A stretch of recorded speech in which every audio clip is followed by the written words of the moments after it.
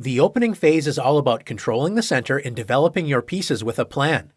Every move you make should be doing one of those two things.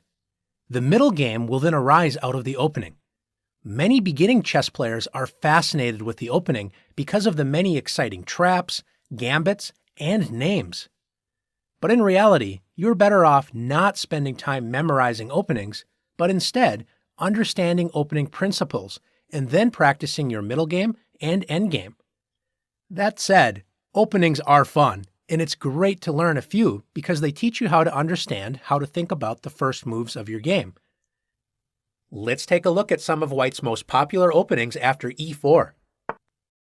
After e4, Black's most solid and straightforward response is e5. And after the typical knight f3 and knight c6, we're going to study three of White's most popular opening choices. The first opening begins with the move bishop to c4. This is known as the Italian game or gioco piano, the quiet game. It is one of the most classical openings in chess.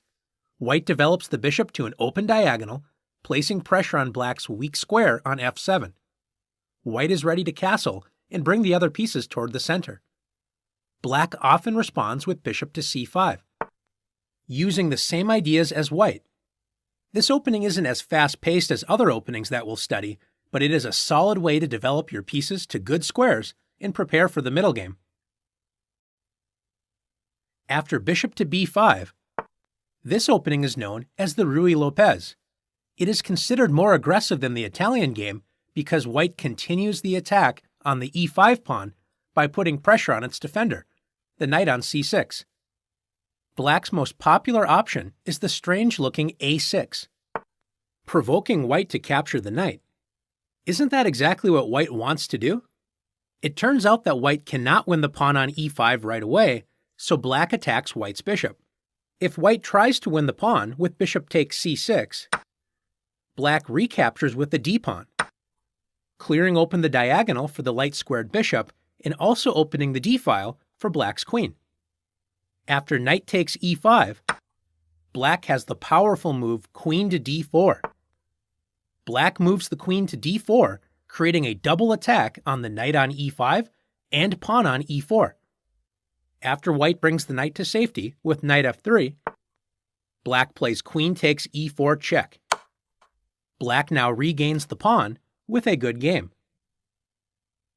Since taking Black's knight does not win a pawn, White usually plays bishop a4, keeping the pressure on the knight on c6, and if Black attacks the bishop again with b5, White plays bishop to b3, entering the active a2 to g8 diagonal, focusing on the weak f7 square.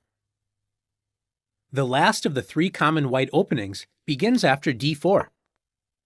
White advances a second pawn into the center, placing pressure on Black's e5 pawn and opening up lines for the queen and dark-squared bishop. This opening is known as the Scotch opening. It is an aggressive opening that puts pressure on Black's center right from the beginning of the game. Black should capture the pawn immediately with e takes d4, but sometimes Black plays d6. This move allows White to open up the d-file with d takes e5. If Black captures with the knight first with knight takes e5, White opens up the d-file after knight takes e5, d takes e5, and now that the d-file is open, White can trade queens with queen takes d8 check.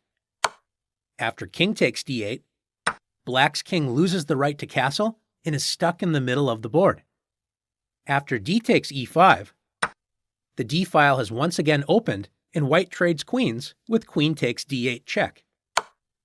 Black has a tough choice to make. Black can either capture the queen with knight takes d8, giving up protection of the pawn on e5 and losing it after knight takes e5, or Black can play king takes d8, losing the right to castle. Black's king is stuck in the middle of the board and will become a target of attack on the open d-file. This is why Black should play e takes d4. And after White plays knight takes d4, both sides have a file that has been opened, the d-file for White and the e-file for Black. This means the game may open up quickly, where both sides will have attacking chances. After bishop to c5, black develops a piece and adds a second attacker on white's knight on d4. White plays bishop to e3, developing the bishop toward the center and adding a second defender to the d4 knight. Both sides will focus on completing development, castling, and will prepare for a sharp middle game fight. Now that you've learned some of white's most popular openings after e4, let's test your knowledge in the challenges.